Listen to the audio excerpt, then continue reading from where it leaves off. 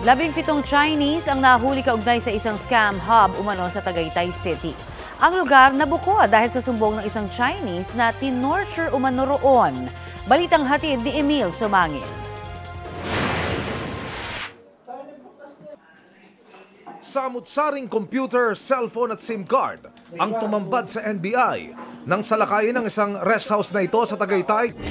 Ang bawat sulok ng kwarto puno ng computer na ginagamit umano sa panluloko gaya ng crypto scam.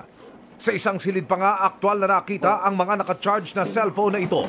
Yan, lahat yan.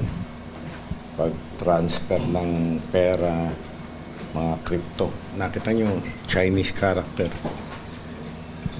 Inaresto sa lugar ang 17 Chinese national na stay-in umano roon.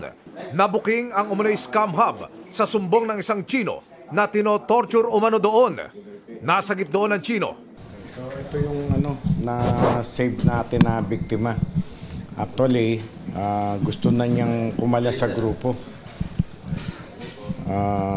Pero ayaw siyang pakalasin, kaya binugbog siya. Sino mga nambugbog sa'yo?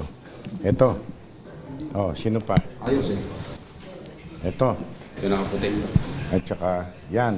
Titiwalag na raw sana sa grupo ang Chinese pero para hindi makapagsumbong, ikinulong siya at saka tinorture. Yan, ikaw yan.